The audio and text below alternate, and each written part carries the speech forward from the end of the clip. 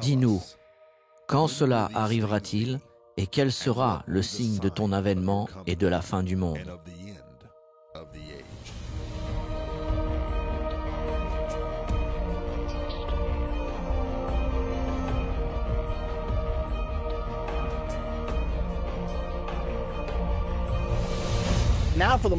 Aujourd'hui, nous allons parler de la leçon la plus importante de notre série Comprendre la fin des temps.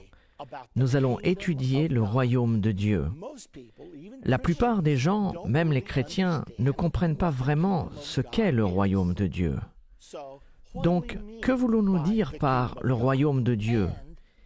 Et que devons-nous faire pour être inclus dans le royaume de Dieu? Regardons Zacharie 14 au verset 9. Le livre de Zacharie au chapitre 14 est consacré à la bataille d'Armageddon. C'est à Armageddon que Jésus reviendra sur terre pour combattre les armées du système du gouvernement mondial dirigé par l'Antichrist. Et c'est aussi où Jésus-Christ établira son royaume.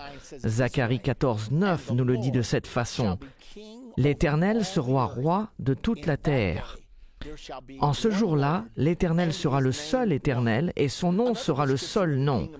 Une autre description du royaume de Dieu se trouve dans Daniel 2 au verset 44 et il nous est dit « Dans le temps de ces rois », parlant des 10 rois symbolisés par les 10 orteils de l'image de Nebuchadnezzar. Dans le temps de ces rois, le Dieu des cieux suscitera un royaume qui ne sera jamais détruit et qui ne passera point sous la domination d'un autre peuple. Il brisera et détruira tous ces royaumes et lui-même subsistera éternellement. Voici juste quelques écritures qui parlent du royaume de Dieu. Un exemple dans le Nouveau Testament est Apocalypse 11 au verset 15. Il nous parle du retentissement de la 7e trompette. Le 7e ange sonna de la trompette et il y eut dans le ciel des fortes voix qui disaient « Le royaume du monde est remis à notre Seigneur et à son Christ, et il régnera au siècle des siècles. » Donc lorsque Jésus reviendra sur cette terre et établira son royaume, c'est à cela que nous faisons référence quand nous parlons du royaume de Dieu. Maintenant, examinons ce que nous appelons l'évangile du royaume. Tous ceux qui ont été envoyés par Dieu ont été envoyés pour prêcher l'évangile du royaume.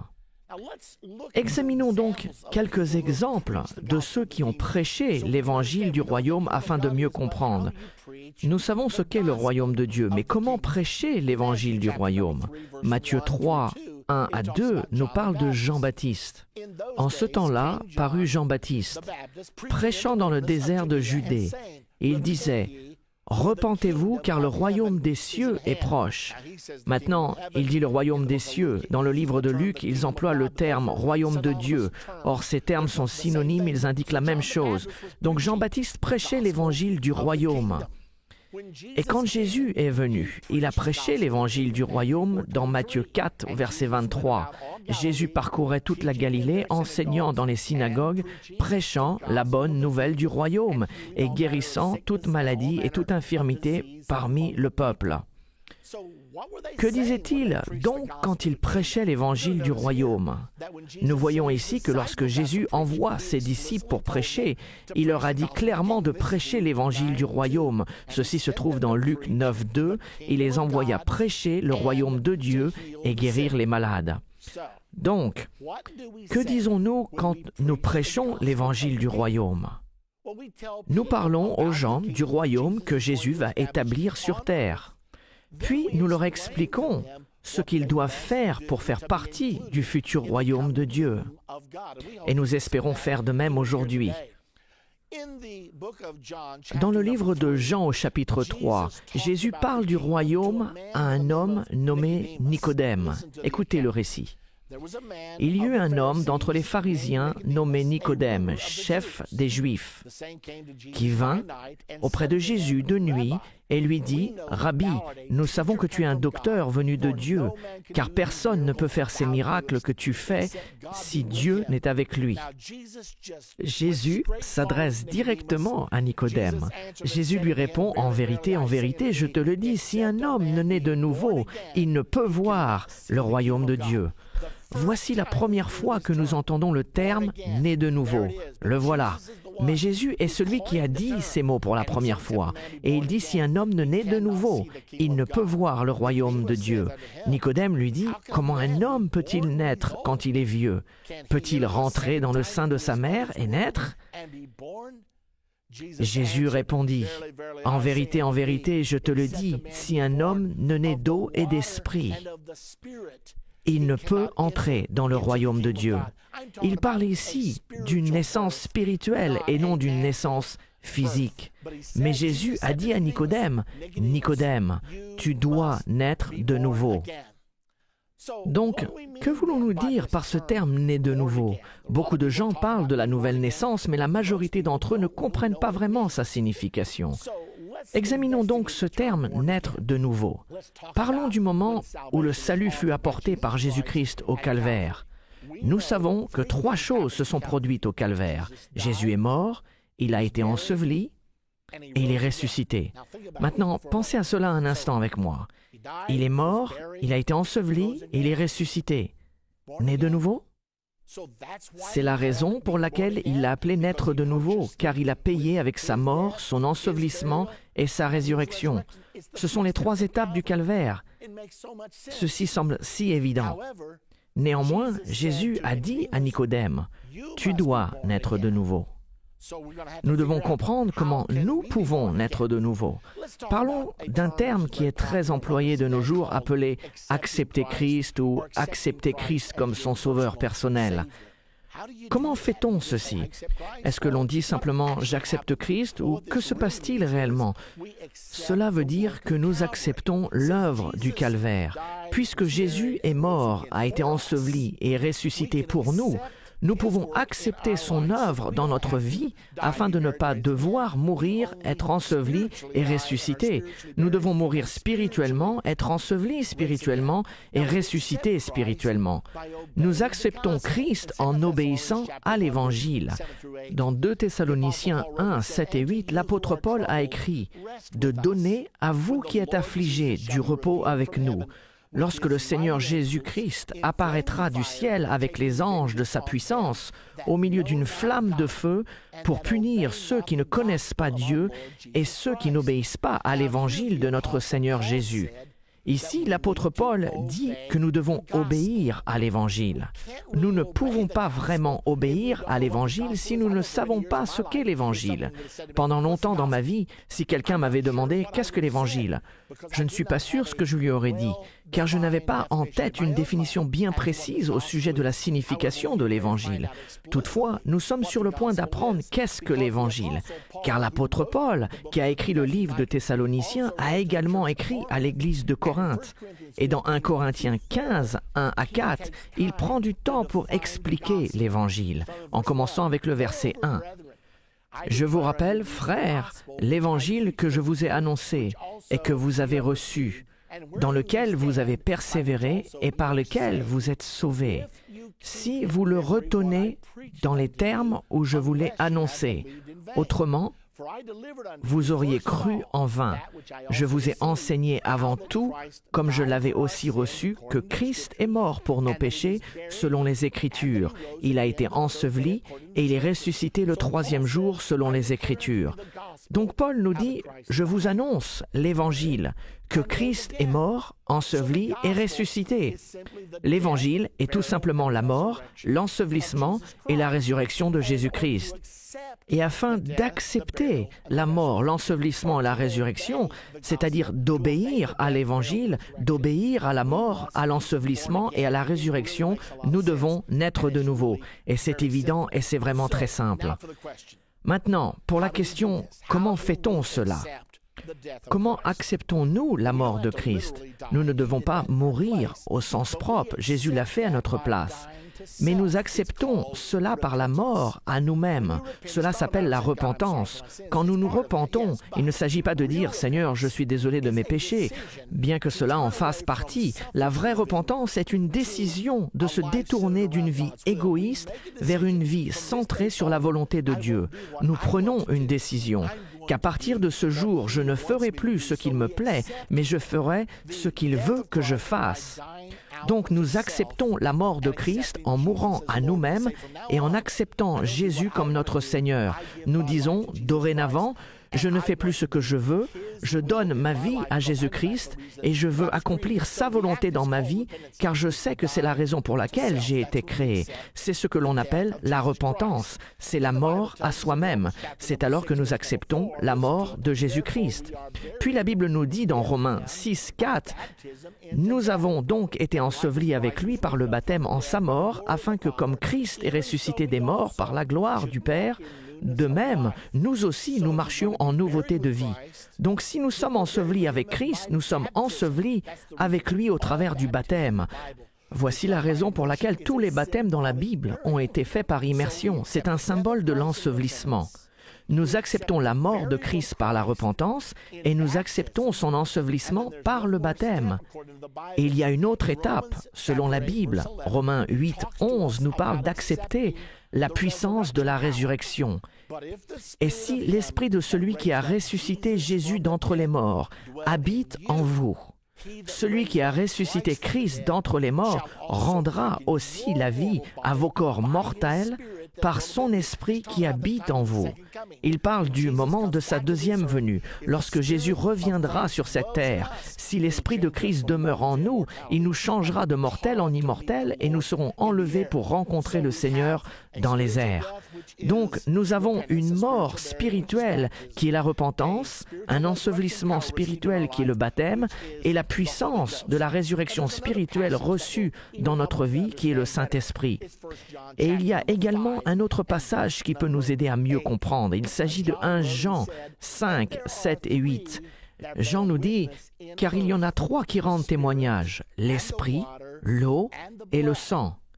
Et les 3 sont d'accord. » Je me demande de quoi il s'agit, le sang, l'eau et l'esprit qui sont d'accord. Le sang couvre nos péchés quand nous nous repentons. L'eau est appliquée au travers du baptême. Nous sommes ensevelis dans l'eau quand nous sommes baptisés. Puis nous recevons l'Esprit quand nous recevons le don du Saint-Esprit. Ainsi, nous pouvons dire que ces 3, le sang, l'eau et l'Esprit, sont d'accord pour une chose. Quelle chose? La nouvelle naissance. L'apôtre Pierre, au jour de la Pentecôte, était d'accord avec ceci. Le jour de la Pentecôte, il a prêché aux gens qu'ils avaient rejeté leur Messie et ils avaient crucifié Jésus-Christ. Et à ce moment-là, tout Jérusalem était en effervescence de la nouvelle que Jésus était ressuscité des morts, et non seulement ressuscité, mais qu'il était monté au ciel. Ainsi, Pierre leur prêchait qu'ils avaient crucifié leur Messie, et ils se sentaient si coupables. Dans Actes 2, 37, après avoir entendu ce discours, ils eurent le cœur vivement touché. Ils étaient convaincus, et ils dirent à Pierre et aux autres apôtres, « Hommes frères, que ferons-nous » Maintenant, Pierre va leur donner la réponse. Il demande, « Que devons-nous faire pour être sauvés? Comment pouvons-nous rectifier cette terrible erreur » Le verset 38, Pierre leur dit, « Repentez-vous et que chacun de vous soit baptisé au nom de Jésus-Christ pour le pardon de vos péchés, et vous recevrez le don du Saint-Esprit. » Qu'a donc fait Pierre? Il prêchait l'évangile du royaume, il prêchait la mort, l'ensevelissement et la résurrection. Il prêchait les 3 étapes de la nouvelle naissance: mourir, être enseveli et ressusciter.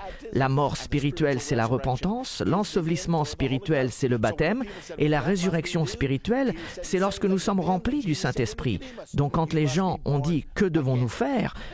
Pierre leur a dit la même chose que Jésus a dit à Nicodème, « Tu dois naître de nouveau. » Maintenant, afin de bien comprendre ces choses, il serait bon d'avoir une illustration. Avez-vous déjà essayé d'assembler quelque chose? Vous avez le mode d'emploi, mais il est bien plus facile d'avoir les images qui nous indiquent ce que nous devons faire. Et c'est ce que nous allons faire maintenant. Nous allons regarder les récits des conversions dans le livre des Actes. Le livre des Actes, c'est les Actes des Apôtres. Il s'agit de l'histoire de l'établissement de l'Église du Nouveau Testament après le départ de Jésus et de la façon dont les apôtres appliquaient les enseignements de Jésus dans leur vie quotidienne. Nous allons maintenant examiner 4 principaux récits de conversion dans la Bible. En fait, nous avons déjà vu le premier récit dans Acte 2, au jour de la Pentecôte, quand Pierre prêcha le premier sermon et prêcha qu'il devait naître de nouveau. Allons maintenant dans Acte 8. Un grand réveil avait pris place dans Acte 8 et Philippe en était le prédicateur principal. Et lorsqu'il prêchait, commençant au verset 12, mais quand ils eurent cru à Philippe, qui leur annonçait la bonne nouvelle du royaume de Dieu. N'est-ce pas étonnant? Voici Philippe prêchant le royaume de Dieu. En raison de la prédication du royaume de Dieu, les gens étaient baptisés au nom de Jésus-Christ. Donc, en prêchant le royaume de Dieu, il prêchait la mort, l'ensevelissement et la résurrection. Et la réponse était « Je veux me repentir, je veux être baptisé ». Et ainsi, ils furent baptisés, hommes et femmes. Puis Simon, qui était un sorcier et qui avait trompé beaucoup de gens, dit « Je veux faire partie de cela ». C'est ici que se trouve la foule. Ainsi, Simon lui-même crut. Et après avoir été baptisé, il ne quittait plus Philippe. Et il voyait avec étonnement les miracles et les grands prodiges qui s'opéraient. Donc Philippe prêcha les choses concernant le royaume de Dieu. Et Simon, le sorcier, crut et fut baptisé. Les apôtres qui étaient à Jérusalem, ayant appris que la Samarie avait reçu la parole de Dieu, ils y envoyèrent Pierre et Jean. Et quand ils sont arrivés, ils prièrent pour eux afin qu'ils reçoivent le Saint-Esprit, car il n'était pas encore descendu sur aucun d'eux. Ils avaient seulement été baptisés au nom du Seigneur Jésus. Ceci est intéressant, car ils crurent, ils s'étaient évidemment repentis, ils avaient été baptisés, mais ils n'avaient pas reçu le Saint-Esprit. Nous devons bien regarder ceci, car beaucoup de faux concepts nous entourent avec ce sujet. Certains disent « Oh, vous recevrez le Saint-Esprit quand vous croyez en Jésus-Christ ». Or, ces gens avaient cru, mais n'avaient pas encore reçu le Saint-Esprit. Puis, il y en a d'autres qui disent « Quand vous êtes baptisés, c'est alors que vous recevez le Saint-Esprit. Vous l'acceptez simplement par la foi. » Or, ces gens avaient cru et étaient baptisés. Et il est dit clairement ici, car le Saint-Esprit n'était pas encore descendu sur aucun d'eux. Cependant, quand Pierre et Jean arrivèrent à Jérusalem, ils leur imposèrent les mains et ils reçurent le Saint-Esprit. Il est donc très intéressant de voir ce qui se passe ici. Ils n'ont pas le Saint-Esprit, alors ils imposent leurs mains sur eux. Et il est dit, et ils reçurent le Saint-Esprit. De plus, le récit continue et déclare, « Lorsque Simon vit que le Saint-Esprit était donné par l'imposition des mains des apôtres. » Simon s'est aperçu de quelque chose. Quelque chose se passait quand ils imposaient leurs mains sur eux.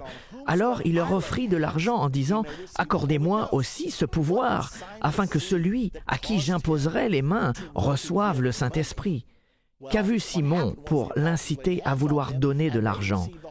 Ce qui s'est passé, c'est que les apôtres imposèrent leurs mains sur eux et ils reçurent le Saint-Esprit juste comme au jour de la Pentecôte. Le jour de la Pentecôte, quand ils ont reçu le Saint-Esprit, ils commencèrent à parler en d'autres langues selon que l'Esprit leur donnait de s'exprimer. Et Simon s'est dit « Je veux gagner beaucoup d'argent en faisant cela. Donnez-moi ce pouvoir. Je vous donnerai de l'argent si vous me donnez ce pouvoir. » Or, l'apôtre Pierre lui déclara rapidement que ton argent périsse avec toi, puisque tu as cru que le don de Dieu s'acquérait à prix d'argent, car je vois que tu es un fiel amer et dans les liens de l'iniquité.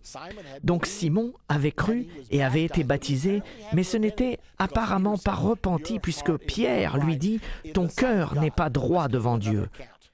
Regardons un autre récit. Nous le trouvons dans Actes au chapitre 10.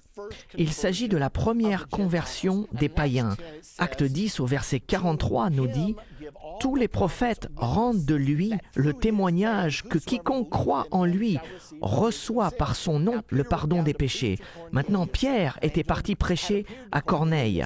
Un ange était apparu à Corneille et lui avait dit « « Fais venir Simon, surnommé Pierre, et il t'apportera les paroles par lesquelles tu peux être sauvé. » Corneille a tant prié qu'un ange est descendu, mais il n'était pas pour autant sauvé. Il lui fallait toujours être né de nouveau.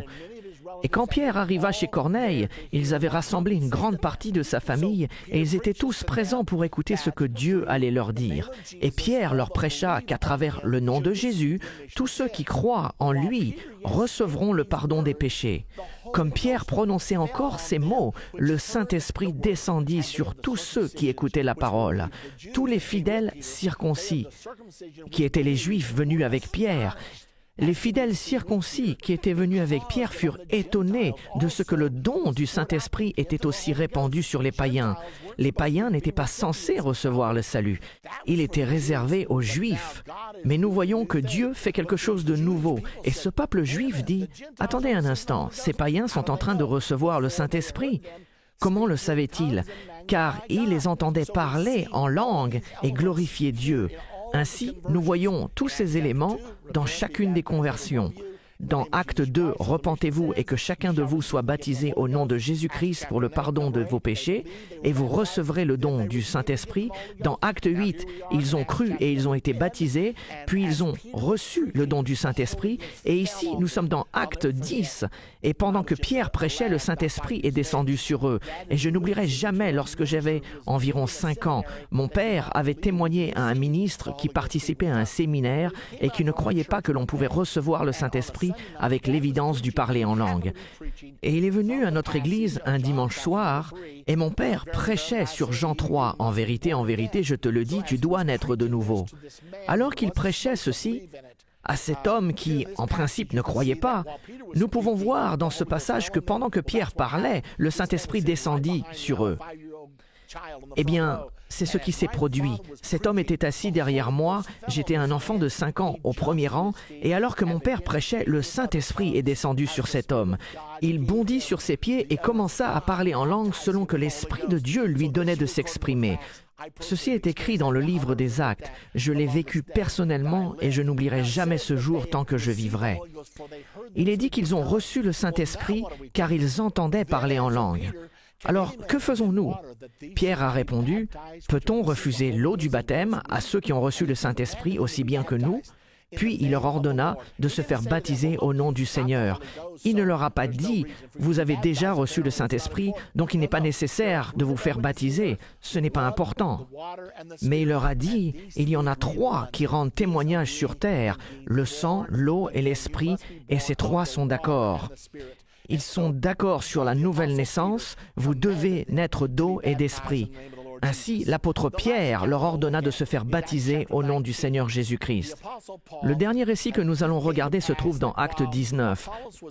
Pendant qu'Apollos était à Corinthe, Paul, après avoir parcouru les hautes provinces de l'Asie, arriva à Éphèse. Ayant rencontré quelques disciples, il leur dit « Avez-vous reçu le Saint-Esprit quand vous avez cru ?» Ils lui répondirent « Nous n'avons même pas entendu qu'il y ait un Saint-Esprit. » L'apôtre Paul dit « Avez-vous reçu le Saint-Esprit depuis que vous avez cru ?»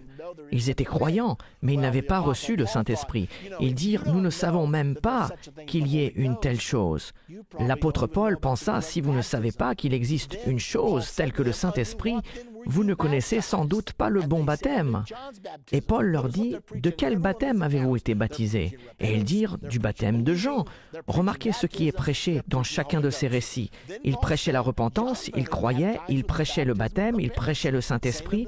Puis Paul a dit « Jean a baptisé du baptême de repentance, disant au peuple de croire en celui qui venait après lui, c'est-à-dire en Jésus. » Sur ces paroles, ils furent baptisés au nom de Jésus.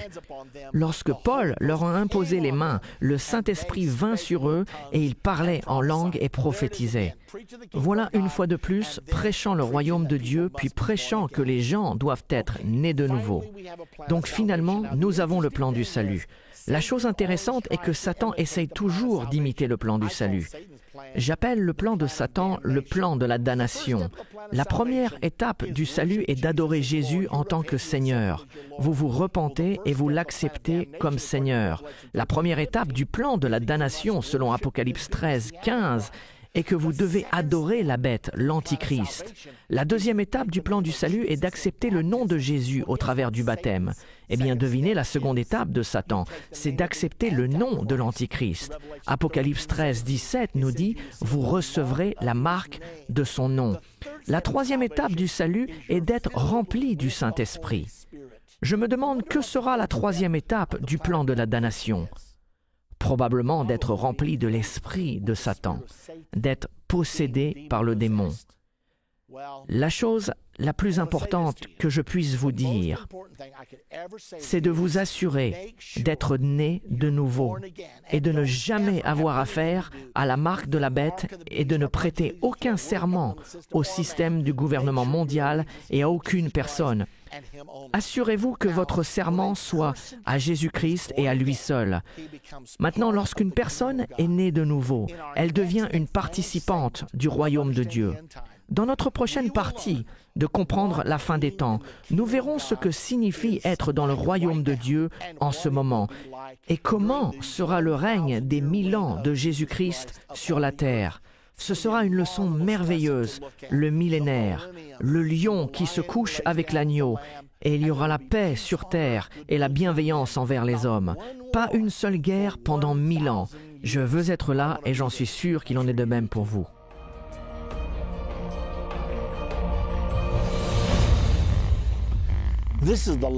Ceci est la dernière partie de notre série appelée « Comprendre la fin des temps ». La fin de l'ère du gouvernement humain et le commencement du royaume de Dieu auront lieu à la bataille d'Armageddon. Examinons le récit biblique le plus détaillé d'Armageddon. Il se trouve dans le chapitre 16 d'Apocalypse, au verset 12 à 16. Le 6e versa sa coupe sur le grand fleuve, l'Euphrate, et son eau tarit pour préparer la voie aux rois qui viennent de l'Orient. Je vis sortir de la gueule du dragon, de la gueule de la bête et de la bouche du faux prophète 3 esprits impurs semblables à des grenouilles. Car ce sont des esprits de démons qui font des prodiges et qui vont vers les rois de toute la terre afin de les rassembler pour le combat du grand jour du Dieu Tout-Puissant. Maintenant, remarquez 2 choses. Premièrement, l'Euphrate sera desséché lorsque la 6e coupe sera versée. Cela facilitera ainsi l'invasion d'Israël par les rois de l'Est. Le fait que l'Euphrate soit desséché est une très grande prophétie, car l'Euphrate est la source d'eau principale du Moyen-Orient. Le 13 janvier 1990, l'Indianapolis Star a publié ce titre « La Turquie va interrompre le flot de l'Euphrate pendant 1 mois ». Ce qui s'est passé, c'est que la Turquie avait construit le grand barrage d'Atatürk et il leur fallait remplir leur réservoir. Quand le barrage a été achevé, le flot de l'Euphrate a été interrompu pendant 30 jours. Qu'est-ce que cela veut dire? Cela veut dire que cette prophétie âgée de 2000 ans ne peut être réalisée qu'à partir de 1990. À l'heure où je vous parle, la Turquie a le moyen de lever ce barrage et d'arrêter le flot de l'Euphrate. La Bible prédit que l'Euphrate sera desséché pour permettre aux rois de l'Est d'envahir Israël. Ce passage indique également qu'il y aura 3 esprits semblables à des grenouilles sortant de la bouche du dragon, de la bête et du faux prophète. Et ce sont des esprits de démons rassemblant les rois de la terre pour attaquer Israël à la bataille d'Armageddon. La prophétie continue au verset 15. Je l'appelle l'avertissement de la dernière minute. Voici, je viens comme un voleur. Heureux celui qui veille et qui garde ses vêtements, afin qu'il ne marche pas nu et qu'on ne voit pas sa honte. Donc, Dieu est en train de nous dire, je vais revenir, tenez-vous prêts. Ne vous souillez pas, ne vous endormez pas dans ce moment critique. Puis le verset 16 nous dit « Ils les rassemblèrent dans le lieu appelé en hébreu Armageddon ».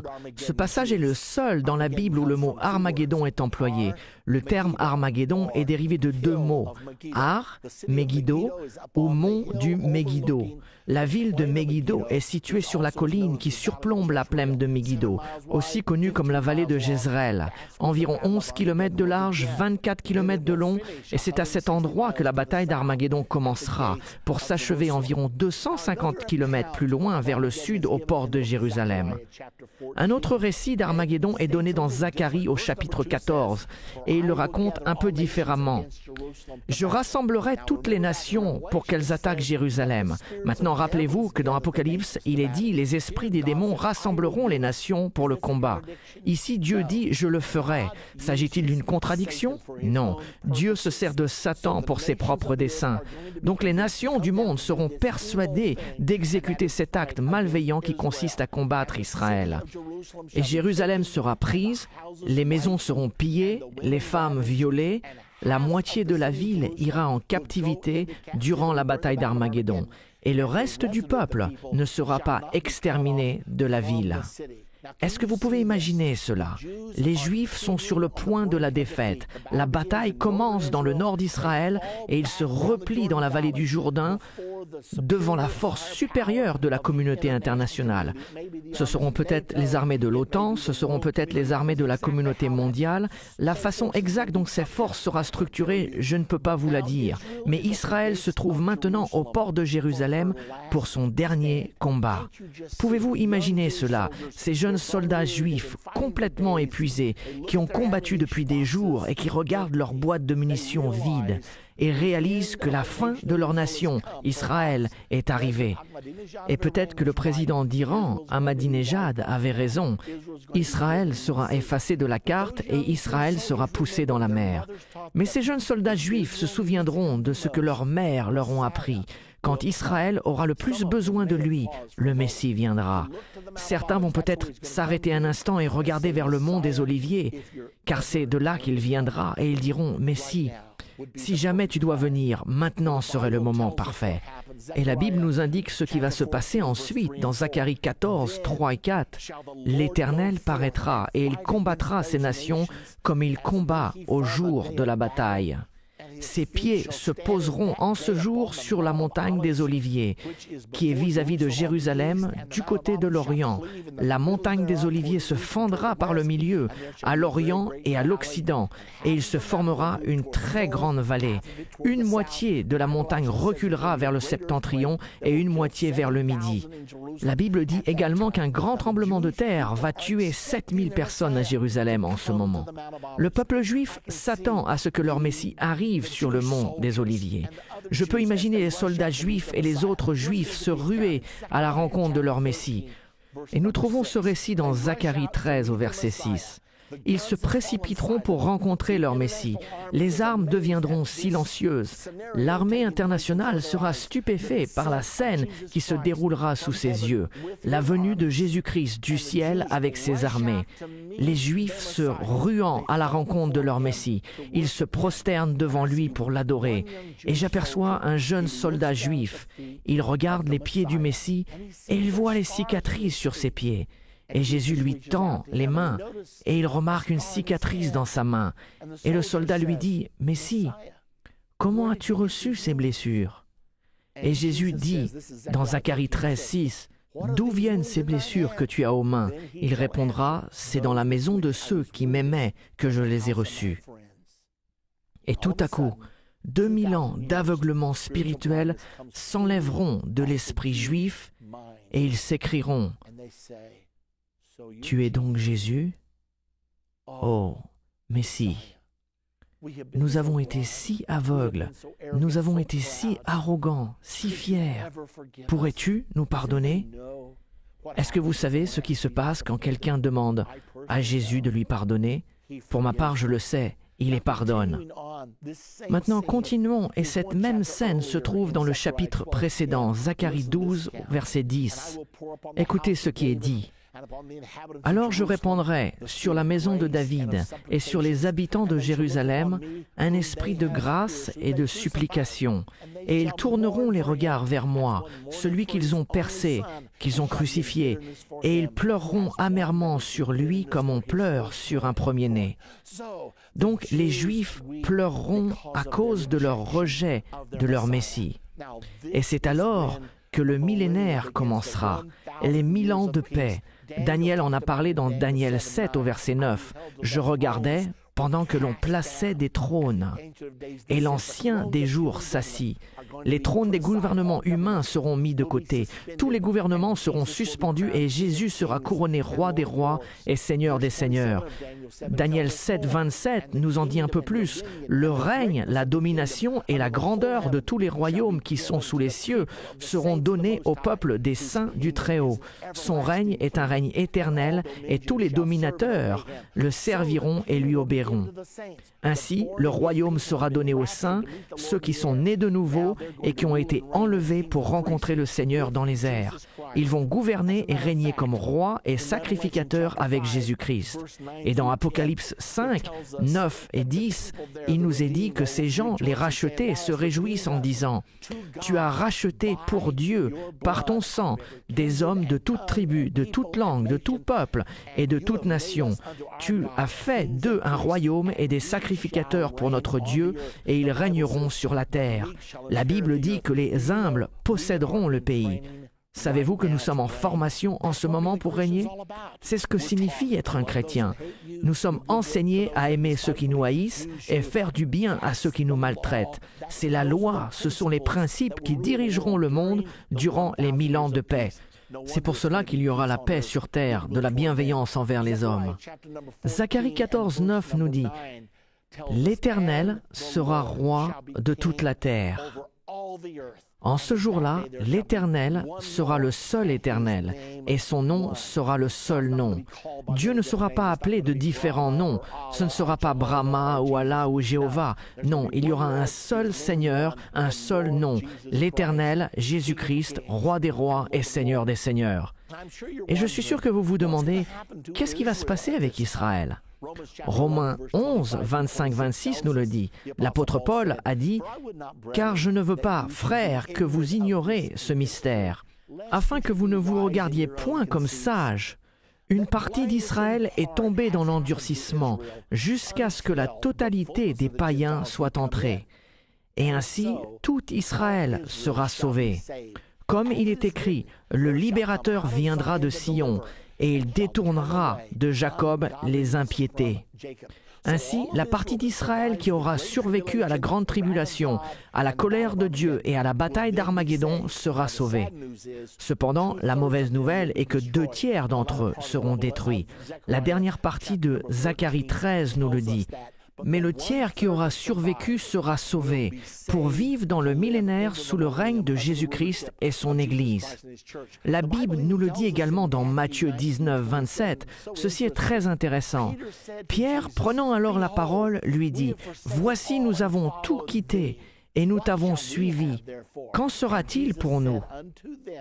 Jésus leur répondit, à Pierre et aux apôtres, « Je vous le dis en vérité, quand le Fils de l'homme, au renouvellement de toutes choses, sera assis sur le trône de sa gloire, vous qui m'avez suivi, vous serez de même assis sur 12 trônes et vous jugerez les 12 tribus d'Israël. » Ce sera très intéressant de voir les apôtres sur ces 12 trônes jugeant les 12 tribus d'Israël pendant le millénaire.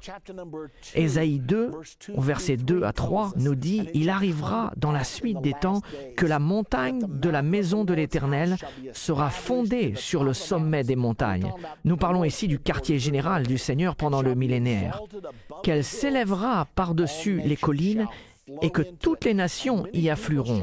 Des peuples s'y rendront en foule et diront « Venez et montons à la montagne de l'Éternel, à la maison du Dieu de Jacob, afin qu'il nous enseigne ses voies et que nous marchions dans ses sentiers. Car de Sion sortira la loi et de Jérusalem la parole de l'Éternel. » Je ne peux pas vous dire s'il y aura une véritable maison du Seigneur ou s'il y aura un véritable temple ou pas. Je sais que la Bible enseigne que nos corps sont les temples du Saint-Esprit et que Dieu ne demeurera plus dans les temples construits de main d'homme. Nous savons que l'Église est appelée la Nouvelle Jérusalem. Donc je ne peux pas vous dire si ce sera un véritable temple ou un temple spirituel. Cela n'est pas important. Tout ce que je sais, c'est que je veux participer à ce que Dieu fera à ce moment-là. Dans Ésaïe 2, 4, il continue en disant « Il sera le juge des nations, Jésus-Christ, l'arbitre d'un grand nombre de peuples. De leur glaive, ils forgeront des hoyaux, et de leurs lances des serpes. Une nation ne tirera plus l'épée contre une autre, et l'on n'apprendra plus la guerre. Pensez à cela, ils vont prendre tous les outils de guerre pour les utiliser de façon productive. Et de plus, ils n'apprendront plus à faire la guerre. Il n'y aura même plus de militaires. Ce sera la paix sur terre. Imaginez-vous un monde sans guerre. Ce sera absolument merveilleux. Et ce sera seulement parce que le prince de la paix sera avec nous. Nous continuons. Il nous est donné plus d'informations sur le millénaire et la façon dont cela se passera. Dans Ésaïe 11:6, le loup habitera avec l'agneau et la panthère se couchera avec le chevreau. Le veau et le lionceau et le bétail qu'on engraisse seront ensemble et un petit enfant les conduira. Même les animaux ne s'entretueront plus. Pensez un instant, un loup et un agneau se couchant ensemble, une paix parfaite, sans crainte et un petit enfant menant les lions et les léopards. Ce sera vraiment une scène étonnante et merveilleuse. Nous continuons avec Ésaïe 11, verset 7. « La vache et l'ours auront un même pâturage, leurs petits un même gîte, le lion comme le bœuf mangeront de la paille, les lions ne mangeront plus les cerfs, ils ne mangeront plus les lièvres, plus personne ne courra effrayé pour sauver sa vie, et le nourrisson s'ébattra sur l'antre de la vipère, et l'enfant sevré mettra sa main dans la caverne du basilic. Vous n'aurez plus à vous inquiéter des serpents et des vipères. Tout ceci sera du passé. À la place, il y aura la sécurité, il y aura de la paix sur terre et de la bienveillance envers les hommes. » Nous continuons dans Ésaïe 11, versets 9 et 10. « Il ne fera ni tort ni dommage sur toute ma montagne sainte, car la terre sera remplie de la connaissance de l'Éternel comme le fond de la mer par les eaux qui le couvrent. En ce jour-là, le rejeton d'Isaïe sera là, en parlant de Jésus, comme une bannière pour le peuple. Les nations se tourneront vers lui, et la gloire sera sa demeure. » Ainsi, la terre sera remplie de la connaissance du Seigneur. Qu'est-ce que la connaissance du Seigneur? Il s'agit de sa nature. Ce sera aimer vos ennemis, faites du bien à ceux qui vous maltraitent. Tels seront les principes qui gouverneront le monde entier du royaume de Dieu à venir. La terre sera en paix, et la paix de Dieu, selon la Bible, sera glorieuse. Nous nous posons donc cette question, qui sera sur la terre durant le royaume de Dieu? Il y a une réponse qui se trouve dans la Bible. Dans Daniel au chapitre 7, souvenez-vous qu'il s'agit de la prophétie sur les nations qui seront sur terre au moment de la seconde venue. Dans Daniel 7 au verset 11, il nous est dit « Et tandis que je regardais, l'animal fut tué et son corps fut détruit, livré au feu pour être brûlé. » Puis il dit « Les autres animaux ». Souvenez-vous que les animaux symbolisent des nations. Quant au reste des nations, leur domination fut enlevée. Elles ne furent plus autorisées à gouverner par elles-mêmes. Cependant, leur vie continue dans le millénaire, sous le règne de Jésus et de son Église, pour une saison et un temps. Ainsi, la Grande-Bretagne, les États-Unis, 1/6 de la Russie, ainsi que les autres nations mentionnées dans Daniel 7, vivront dans le millénaire. Pourquoi est-ce que je dis 1/6 de la Russie? Parce que dans Ézéchiel 39, il nous est dit que 5/6 de la Russie seront détruits. Qu'il s'agisse de 5/6 de l'armée russe ou 5/6 de la nation entière de la Russie, je ne sais pas. Mais ce sera sa pénalité d'avoir mené une attaque contre Israël à la bataille d'Armageddon. Il y aura aussi la possibilité que les enfants ne soient pas tenus responsables des décisions de leurs parents.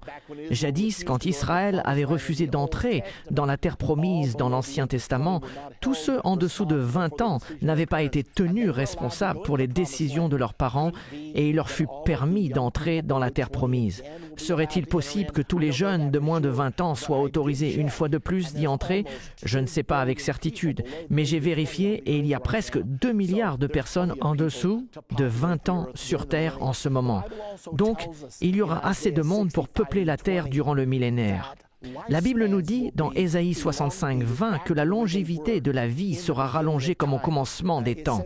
Et il est dit dans Ésaïe 65, 20 « Car celui qui mourra à 100 ans sera jeune. » Pouvez-vous imaginer aller à des obsèques? Car il y aura des obsèques pendant le millénaire, il y aura toujours des mortels sur Terre. Pouvez-vous donc imaginer allant aux obsèques et dire « Quel âge avait-il?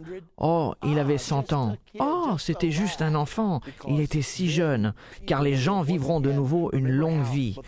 Souvenez-vous que Méthusela a vécu 969 ans. et Adam environ 900 ans, et ce sera ainsi durant le millénaire du règne de Jésus-Christ. Et il y a une autre chose à laquelle j'aime penser.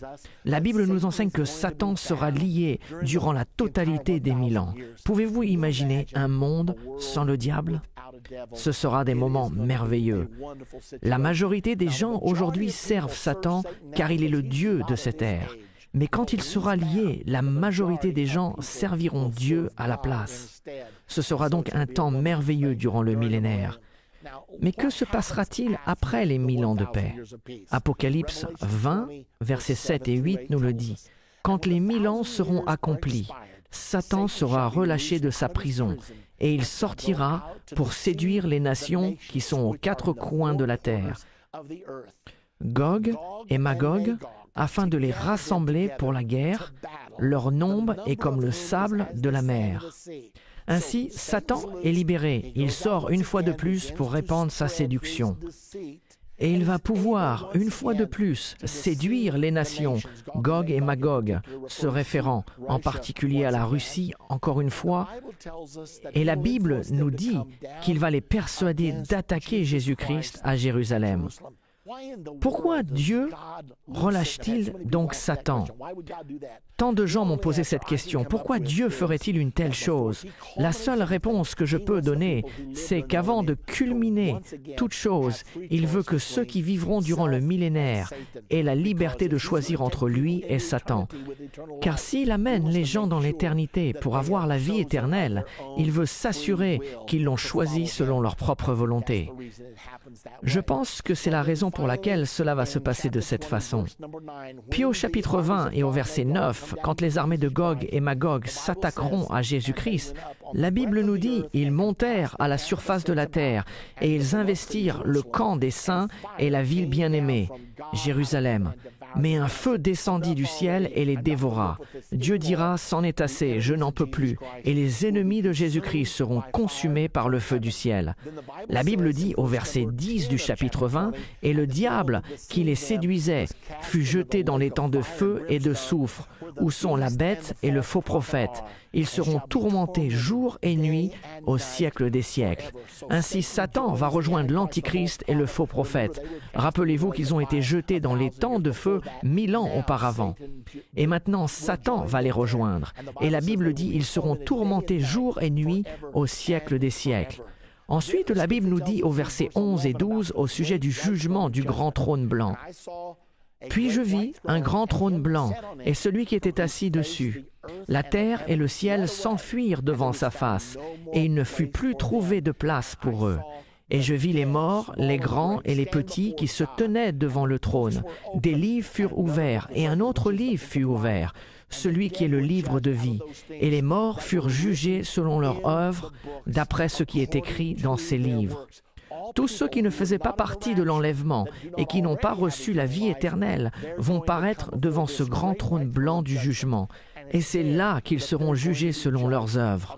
Je ne sais pas exactement comment ce jugement sera, mais je sais qu'il sera juste, car Dieu, qui est assis sur le trône et qui sait tout, prononcera le jugement parfait sur tout et décidera ainsi la destination éternelle de tout le monde à ce moment.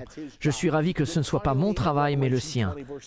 Et finalement, dans Apocalypse 20, 13, la mer rendit les morts qui étaient en elle. La mort et le séjour des morts rendirent les morts qui étaient en eux, et chacun fut jugé selon ses œuvres. Puis la mort et le séjour des morts furent jetés dans l'étang de feu. C'est la seconde mort, l'étang de feu. Quiconque ne fut pas trouvé écrit dans le livre de vie fut jeté dans l'étang de feu. Souvenez-vous dans Apocalypse 20, au verset 4 et 6, « Heureux et saints ceux qui ont part à la première résurrection. Ceux-là sont ceux qui ont été enlevés. La seconde mort n'a point de pouvoir sur eux. Cela va être si bien. Quoi que vous fassiez, soyez sûrs de vous trouver dans la première résurrection. Ainsi, vous ne devrez pas paraître devant le grand trône blanc du jugement. Tout cela aura déjà été établi. Vous aurez reçu la vie éternelle 1000 ans auparavant. » La Bible nous dit ce qui se passera après le jugement du grand trône blanc. Que se passe-t-il? Éphésiens 3, au verset 21, nous le dit. « À lui soit la gloire dans l'Église et en Jésus-Christ. » dans toutes les générations, au siècle des siècles. Qu'est-ce qui se trouve au-delà de l'existence humaine? Nous savons que lorsque le feu descendra du ciel, il consumera les mortels. Cela sera la fin de l'humanité telle que nous la connaissons. L'expérience humaine sera terminée. Le peuple de Dieu deviendra son épouse et gouvernera et régnera avec lui durant le millénaire. Mais pas seulement durant le millénaire, car Dieu a de grands projets. Nous ne connaissons pas tous ses plans, mais Dieu a des projets pour nous au-delà de notre connaissance. Un monde sans fin. Est-ce que Dieu aura d'autres créations? Qu'est-ce que nous allons faire? Je suis sûr qu'il y aura beaucoup de choses à faire. Je sais une chose, c'est que je veux en faire partie. Maintenant, permettez-moi de vous rappeler, si vous voulez faire partie du royaume de Dieu, Jésus-Christ l'a dit lui-même, si un homme ne naît de nouveau, il ne peut voir le royaume de Dieu. Quoi que vous fassiez à la suite de ces leçons, j'espère que vous veillerez à bien comprendre la nouvelle naissance, car c'est ce qu'il vous faut pour faire partie du royaume éternel. Et je vous encourage à acquérir cette série entière de 14 DVD, 28 parties en tout, afin de pouvoir les voir et les revoir, car ces choses sont sur le point d'arriver entre aujourd'hui et la seconde venue de Jésus-Christ. Elles vont affecter votre vie, elles vont affecter ma vie, elles vont affecter nos familles. Jésus-Christ revient bientôt. Quel privilège ce sera de faire partie de cette génération. La Bible dit, cette génération ne passera pas que tout cela n'arrive. Ce sera une chose merveilleuse pour tous ceux qui attendent le retour de Jésus-Christ sur cette terre en tant que roi des rois et Seigneur des seigneurs.